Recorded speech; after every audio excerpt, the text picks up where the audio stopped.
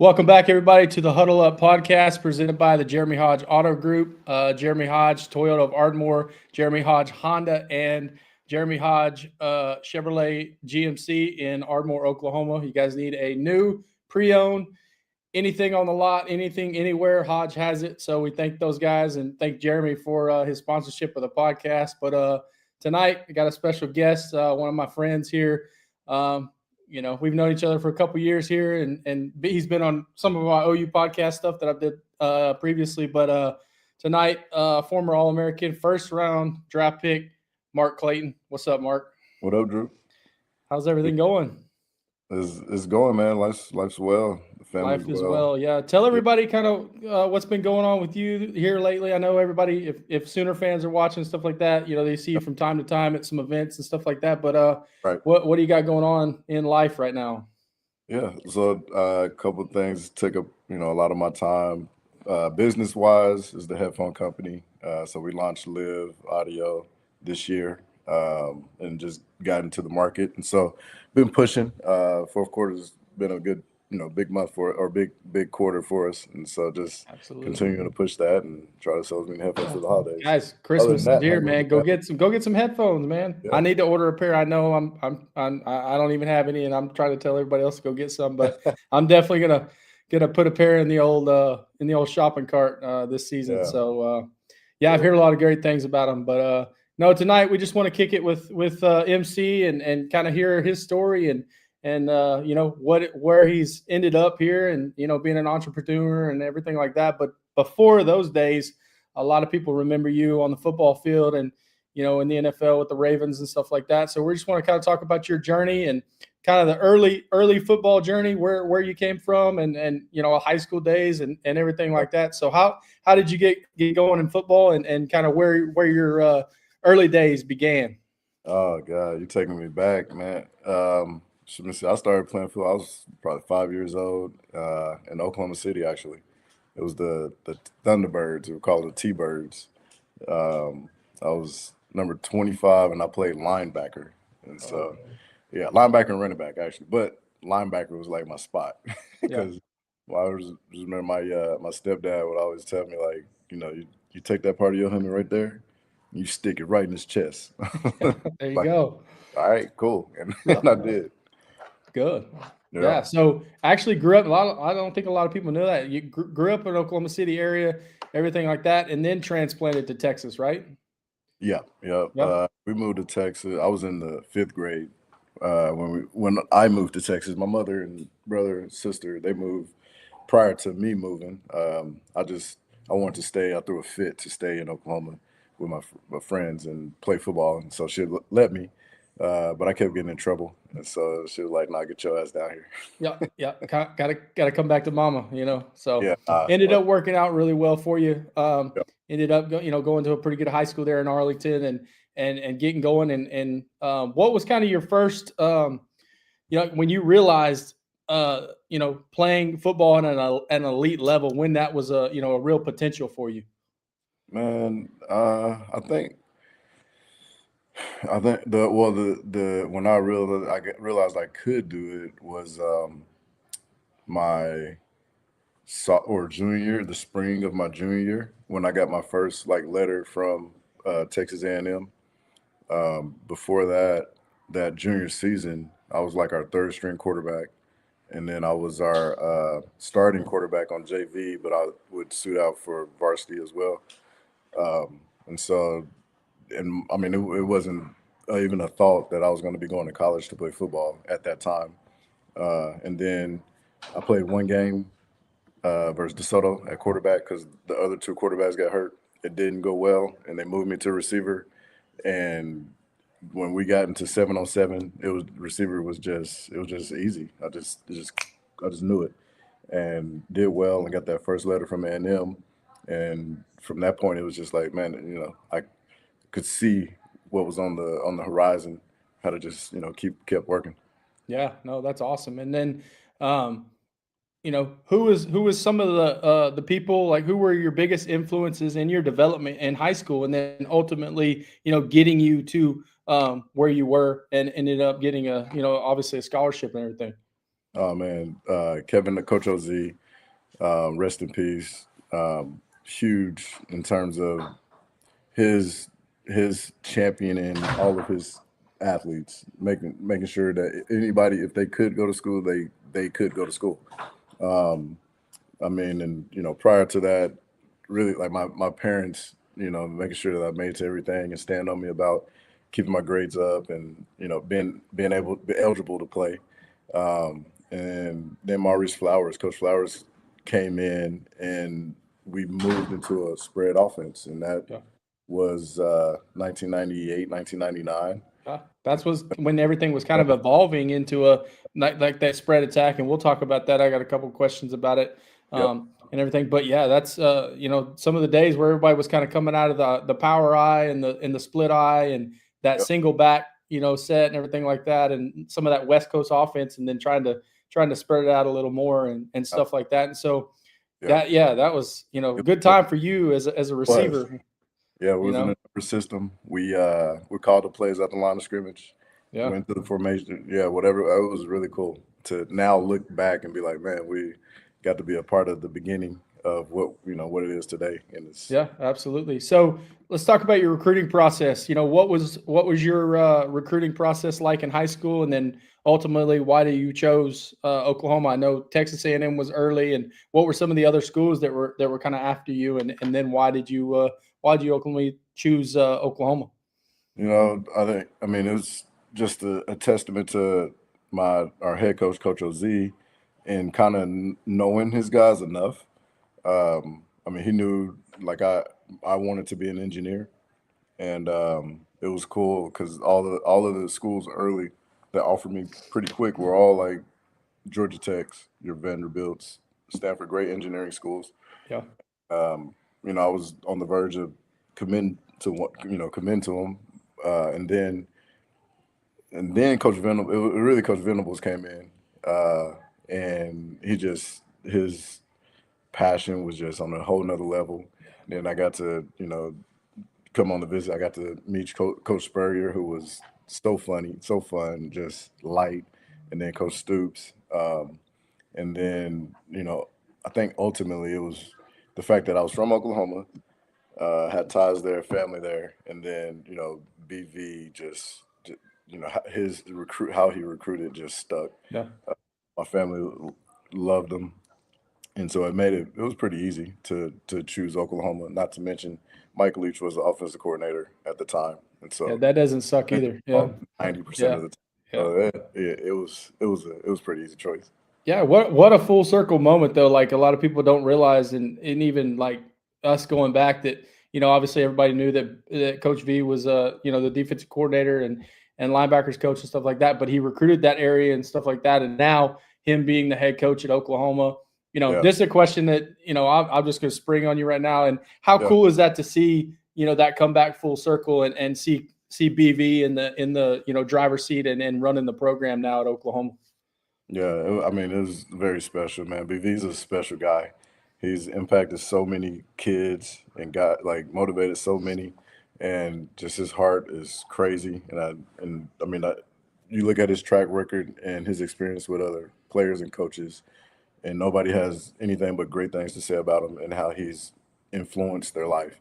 And so it was awesome to be able to be there at the welcome event that we had at the stadium when he, got back into Norman Yeah. as the head guy. And so, I'm just so happy for us today getting to experience kind of what he built foundationally from a heart perspective, and how he wants to groom and mold young men as well as football players, and today us getting to see some of that fruit.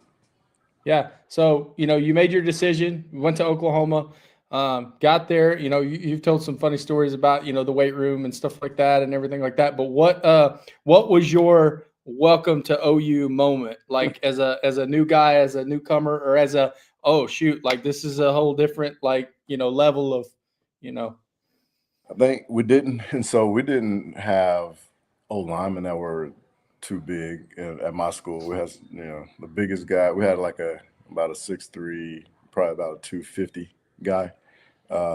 And when when I got to Oklahoma, and know a lot of people know the story about my size and weight.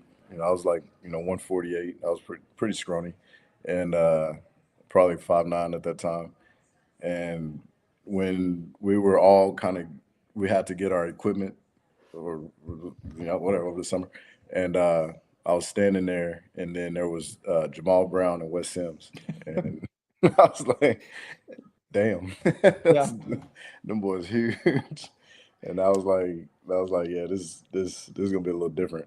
Yeah, a little bit, yeah. And then you get acclimated into the. I know you guys lifted and did all that stuff in high school and everything like that. But what was the kind of the biggest difference or the biggest transition from high school to college, and even just kind of giving some guys that are out there right now some insight into kind of what that takes and that transition to even now the game has changed so much with the speed, the size of Yeah, of guys and everything like that. But kind of right. what was your biggest light bulb moment, or saying, man, I really gotta, get in here and do the work?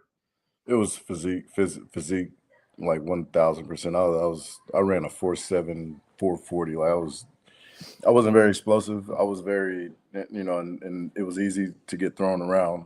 But my I was crafty and quick, but I wasn't really running by anybody, and so I could still get off from being shifty, but I wasn't running away. And if anybody got their hands on me, I was done. And so there's Ante Jones, prime example. He was probably one of his numbers were off the charts in terms of just our DBs, and he was like by far like the toughest dude to go against because physically he could just handle me. In addition to being like a 4-3 guy, he was just always there. Yeah. But for me, it was being able to commit and go through the weight training and grow physically. I shoot this summer I tried to walk away. Like I was going to quit because I had tore pec muscle, I had a full body cramp, and I hadn't worked out. Like high school, I tried to do all the other stuff, so I wouldn't do an off season. So I'll try to stay away from working out. Yeah. And you can't get away from it in Norman. So Yeah, that summer, you're yeah, stuck to one sport, and exactly. Yeah, like yeah, we're hide. bro. So that summer, Smitty got a hold of me, and man, I was gonna leave and just go work, but my grandmother, rest in peace, was the one who kind of sniffed it out because she's in the city. My parents are in Texas, and I figured I'll stay with her and get a job and just kind of do that. And she was, I told her we were off for the rest of the summer, like, so I was just gonna work. And she was Yeah. like, "No, I think they said that you're supposed to be doing something." And I was like, "No, we're off." And she was like, Uh-huh. "Well, let's go ask coach." And so we Oh, drove me up there to ask coach, and it was funny. Coach Ship saw us getting out the car, going up there, and he was saying, "What's up to Grandma?" And he asked, "Well, where you been?" And you know, uh-oh. she told him, and it was like, "Oh man!" And we Yeah. go up, talk to Who Coach were you Stoops. more scared of at that time, Coach Stoops or Grandma? At that point, it was Grandma, so I was Yeah. no, but it was yeah. And so I thank God for my grandmother and her instincts to be like, no, we're gonna figure it out. And then from that point, it was like obviously night and day. Yeah. Um, Realizing like, yeah, this is a part of it. Like you can do it. You're fine. Everybody else is hurting too. You're not the only one, bro. Like you'll be Yeah. fine. Yeah. Uh, You but yeah, figured it out, I would yeah, say. yeah. Yeah. And so I ended up putting on 20 some pounds and ended up running 4.5 and then everything was different. Like Yeah. just in that one, what was that one fall? Like everything Yeah. was. Well, I think a lot of times too, and even athletes and people like that that have those supporting cast around them, when somebody believes in you and somebody has that belief in you, it kind of builds your own confidence. And I think that for you, you finally were like, yeah, I know my parents or I know my grandma, I know people believe in me. But then when you figured out, all right, I have confidence, and then now you start seeing yourself go out and do it. Yep. I think that's all the motivation sometimes somebody needs. And so for Yep. people out there thinking about quitting, you never know how close you are to breakthrough. And I know a lot of people are glad that you didn't quit and just go get a job because it turned out to be a pretty good career. But going back to that offense, going back to playing offense at Oklahoma and everything like that, we talked about it a little bit. But what was it like playing in that offensive system? I know with the spread and some things going around, you guys throwing the ball over the place, and you're still able to run the ball as well too with Kewan Jones and some of those guys, and obviously AD and everything like that. But what was that system like playing with Jason White and those guys? It was fun. I mean, I don't know anybody that gets to play in a system as a receiver where you're throwing the ball around and you get to catch a lot of them and make people miss and score touchdowns, and really be one of the top units in the country year after year. It is fun. I think coaches did a great job, and the way we worked hard that made the games just fun, until they got tight, and the ones that we lost sucked. But Yeah, ultimately, man, there's probably a few that you could be like, that wasn't fun. yeah. We won't talk about the Sugar Bowl or any the Orange What Bowl, stuff like what that. But we playing the Sugar Bowl? yeah, the LSU Really? national championship. I don't remember.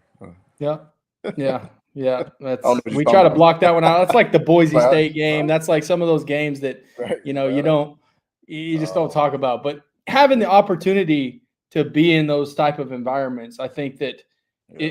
is really cool. And I can't even relate to that, and all that. But what is it like being able to have the opportunity to go play for a national championship, to see a guy like your teammate Jason White win a Heisman, and being a part of some of those great teams that we've had and in the 2000s and stuff like that, and then just with Coach Stoops and everything like that.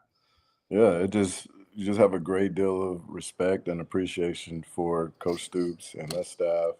Coach Mangino, Coach Leach setting the tone, Coach Mangino, Chuck Long, everybody that was a part of building us. And then in the receiver room, Spurrier, set off, but Coach Wyatt, like, took us to a whole nother level when it came to discipline, as a route runner.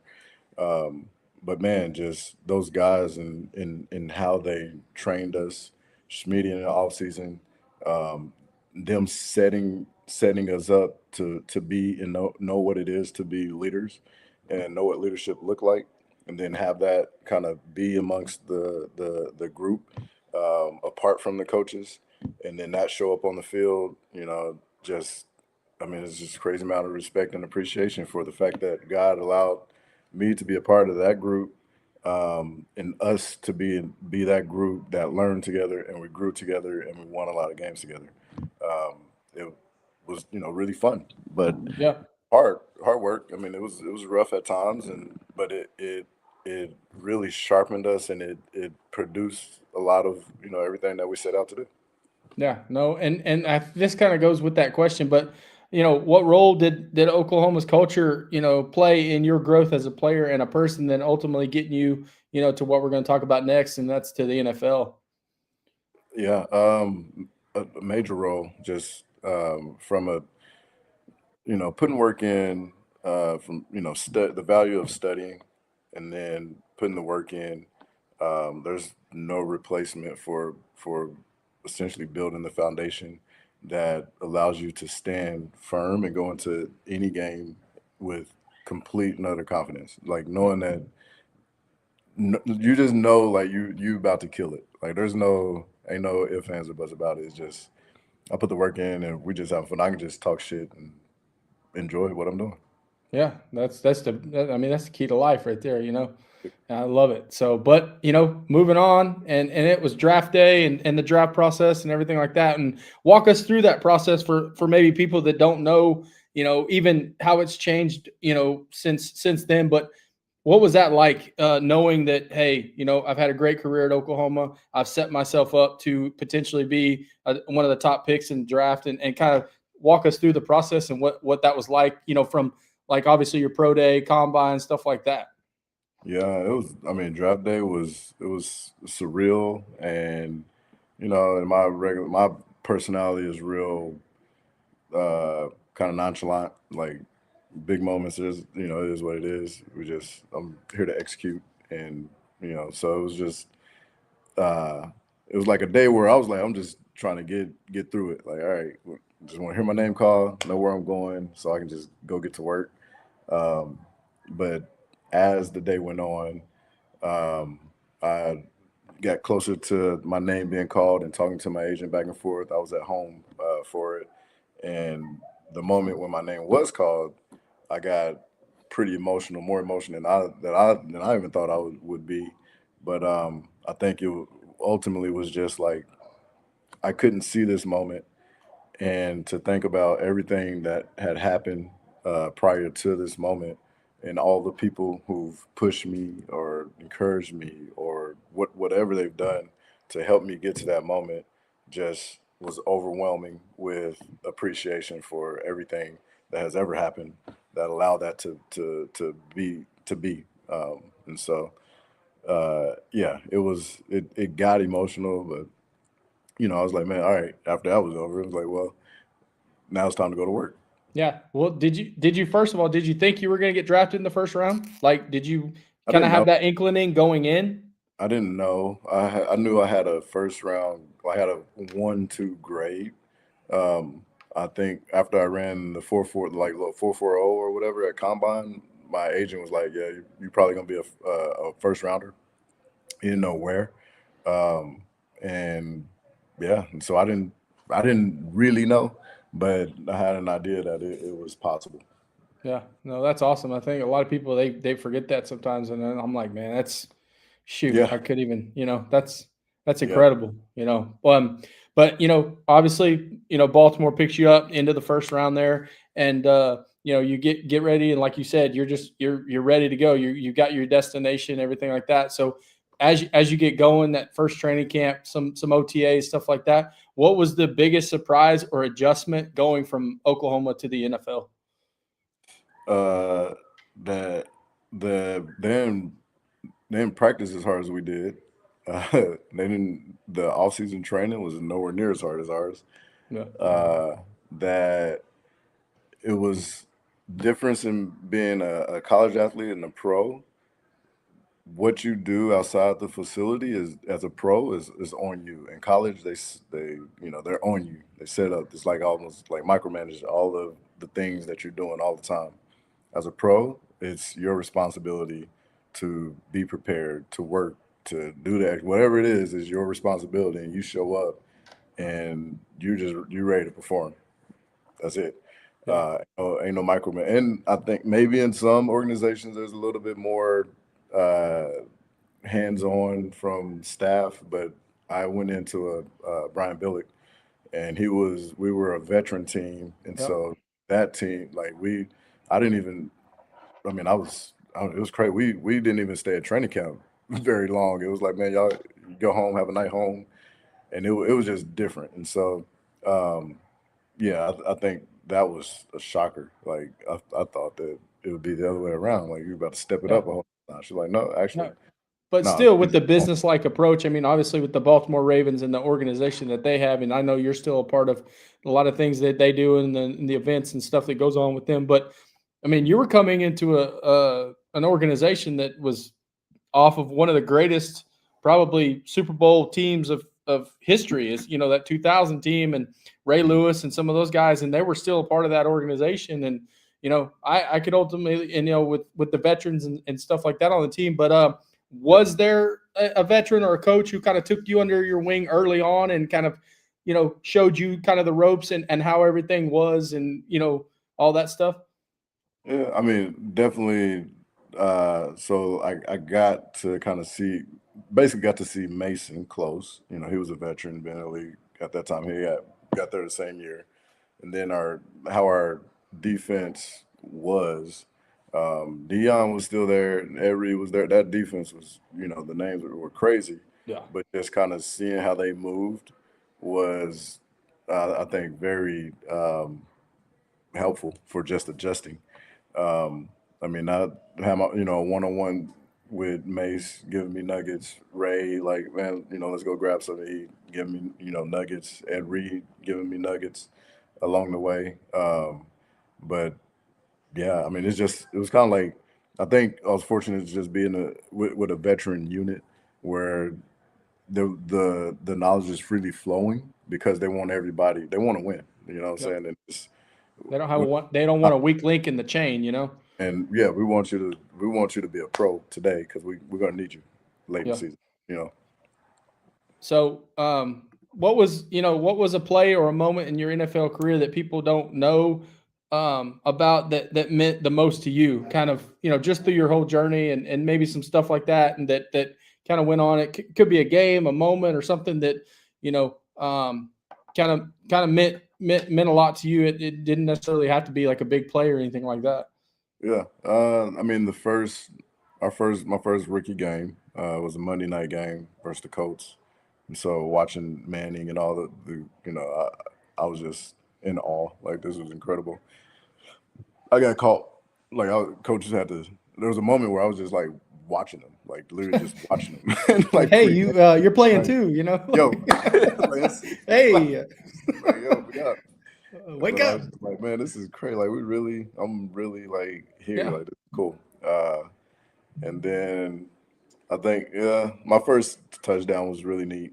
It was in Denver, in Mile High. It's like a 40-yarder or something like that. That was really cool to get my first official touchdown in the NFL. Yeah, no, that's awesome, and that's kind of a almost like a welcome to the NFL moment, where you're standing there on the sideline, you're just like, oh, hold on, I'm actually, I have a chance to play in the game. Like I'm just not Yeah, I don't have a sideline pass or anything, or right. I'm actually playing. You So got a yeah, I helmet. would, Got a helmet, bro. yeah, like there you go, like, or you forget like that's one of those cool ones where you're like, where's my helmet? I can't. Right. Yeah, no.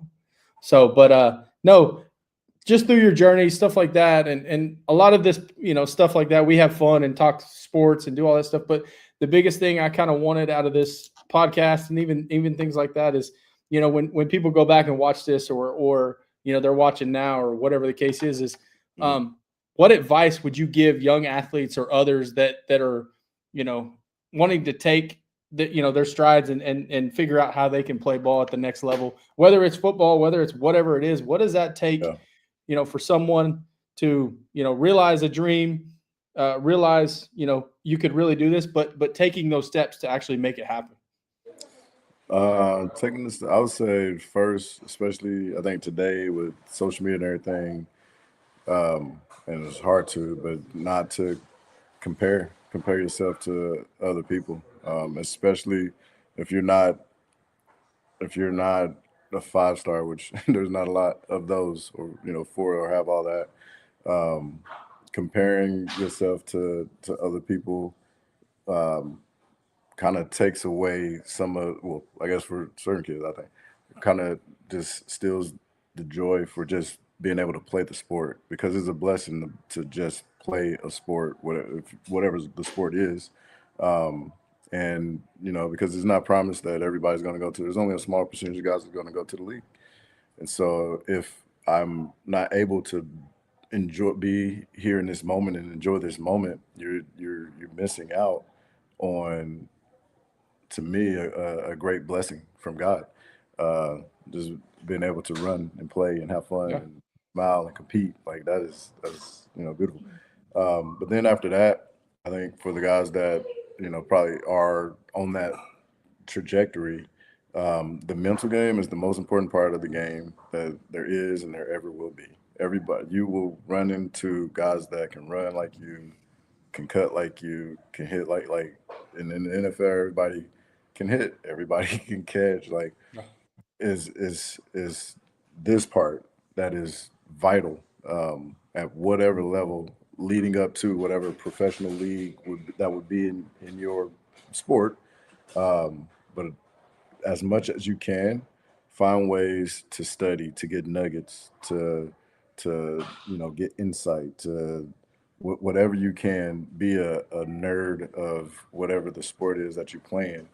And that way, to me, ultimately, when it comes down to one of two guys that a coach can pick, I want the guy that I can trust, because I know he's going to know what we're trying to do and he's going to execute it. I want a smart guy. Athletes are great and a smart athlete, athletic athlete, greater your trajectory is crazy. But I would say that to young guys and girls out there is knowledge. Yep. Get as much as you can. Knowledge is power. Yep, Yeah, really. absolutely. And I think a lot of people overlook that because, ultimately you can't play the sport forever. You can't play Right. whatever it is you want to. You have to have something to fall back on, and especially now with, you know, and you could only imagine, you guys back in the day and all that stuff. But with the NIL, with money changing hands like crazy, and now it's legal and all this other stuff, which I'm all for. I'm glad that athletes are now getting able to get paid for what they're doing and all that stuff. But Right. how hard do you think it would be for you now in the NIL realm to, block all that out and still be able to perform, at an elite level on the field? Easy. I think it's easy. I think there's certain kids that they they are competitors. They're competitors. And they just are. Like I got paid to do it in the NFL and it didn't stop me from doing it like shoot, Coach Fossil, John Fossil, Jim's son told me, he was like, my rookie year, he said, MC, you're not gonna be able to work that hard because this season is long. It's different. I would try to go in and do all this extra stuff and I'm running, like doing it. He's like, dude, nah, it ain't gonna work like that. Like you're gonna be exhausted by the time the season's over with. There's a way to work hard and it's more mental than it is physical. Hmm. But in that place, I'm just saying the money was there, and I've seen guys in the league that didn't care about you know doing going above and beyond. It was just a job to clock in, clock out, get my check. That's there.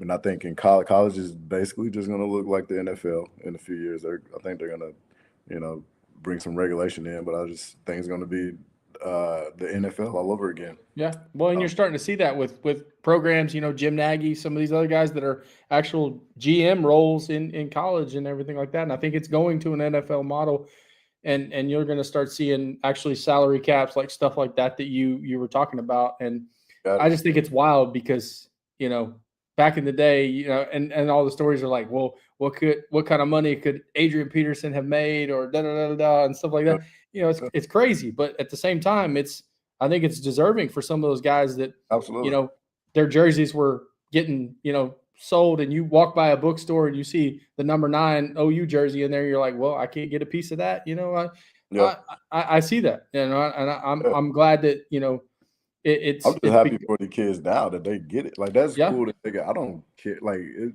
we were where we were, and it was the best of what it could be, and yeah, I would not change that for the world.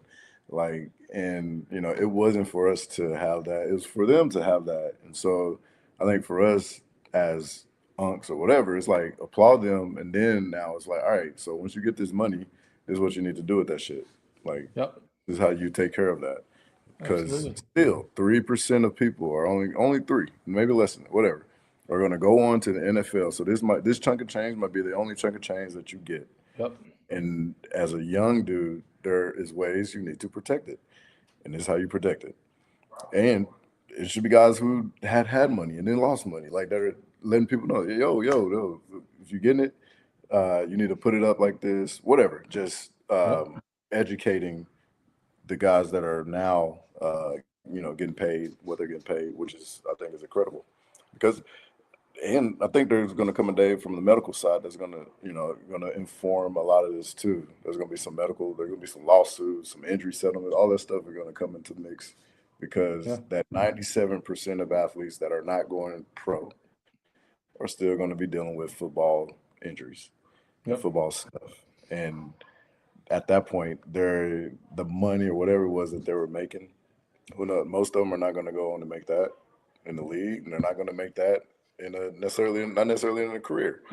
And so I think we applaud them, and then we come behind and kind of help help encourage, educate them. guide them. Yep, absolutely.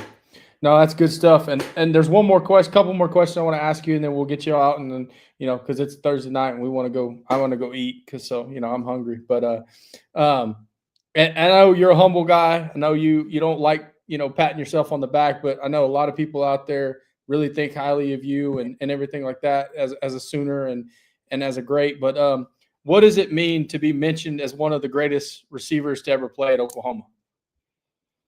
Oh man, it's still surreal. I'll be like, it really is. I don't. I mean, I it was, and it's hard. I like I told you earlier, like, I'm not that good of a storyteller. Like I don't remember. Like, I just remember like some certain moments, but a lot of it was a blur, and I believe a lot of it was a blur because I was in that moment, and that was that moment, and then when that left, that was it, and it was like on to the next. Like I'm Yeah. here, and that was it, and on to the next. Um, and so to know that there was a culmination of all these moments and you know plays and routes and catches and all the stuff that led to being mentioned among the greatest Oklahoma wide receivers to ever Yep. step on the Because field. and I think that there's even and just being a fan and stuff like that and obviously I'm working on my second degree and now it's a one from Oklahoma because I've always said my first one was just getting it behind me. Now I want to have some piece of paper with an OU on it, and so that's what I'm working towards. But you're mentioned with, the guys like Ryan Broyles, yourself, some people say, D.D. Westbrook, whatever it is. And I know that before that, we didn't throw the ball a whole lot. So, but you came in with that era, like we talked about, where you were very fortunate to, kind of be the pioneer of, a spread offense and throwing it around the field. And for me, I know my dad, he, rest in peace, died a couple of years ago, but you were one of his favorite guys when they said, man, I don't know. He just said, I don't know if I ever see Oklahoma throwing the football around because I just remember the wishbone days. But that number 9, man, that dude can go. And so my dad was always the double move against Texas A&M and that stuff like that where you're in the middle of the field. And it's just for us as fans and as people that think about those days, it's hard to not mention number 9 in those roles and stuff like that. And so it's just an honor for me to be able to have a friendship with you and be able to throw stuff off. And one of these days we're gonna get on the golf course, I promise. So and do that. But I had to ask this one, and we'll go because we got a mutual friend. I had a chance to work with JD and coach a little bit with him. But any funny JD Runnels stories to end it with? I know you're not a big storyteller, but anything you can remember from JD's days with you guys as teammates at Oklahoma? I mean, I obviously remember JD smacking motherfuckers like like I don't and I think like one time I caught somebody versus Texas Tech, and I mean I think that was kind of my, I guess, welcome to JD's club, like to welcome to smacking motherfuckers club. But yeah, I mean I remember as celebrating a lot of touchdowns, and especially when Adrian Peterson was in there and JD was leading the way, made it very easy for us. And as a receiver core, it made it like we were happy to block. Like it was no big deal that we wasn't getting as many balls, or I wasn't getting as many balls or whatnot. I was happy to block, but I know we had fun and scored a lot of touchdowns. I just remember celebrating a lot of touchdowns. Yeah, and I know a lot of you guys are still close, and you guys every time you guys get around in events and stuff like that, it's just like the good old days and stuff like that. But Yeah. no, I wanted to try to keep this as short as I could because I know it's got a lot on your plate. But tell everybody a little bit now that the holidays are coming around, they need some gift ideas, stuff like that. Tell them about the headphones and where they can find those. Oh, check us out, livvaudio.com, liveaudio.com. Go on there, and Drew, I'll get you something to where we have a promo code for anybody that listens in or comes through you and wants to purchase headphones. Okay. We'll give you guys a 20% off. All right, sounds good. Yeah, we'll have that code up the next episode, stuff like that as we roll it out. But guys, one of the greats right here. Took some time. Mark, thank you so much, MC, for joining us on the podcast. And yeah, for us here at the Huddle Up, Jeremy Hodge Auto Group, again, for our sponsors, everything like that. Guys, thank you so much for joining us, and let's have a good night. All right. Appreciate it, Drew.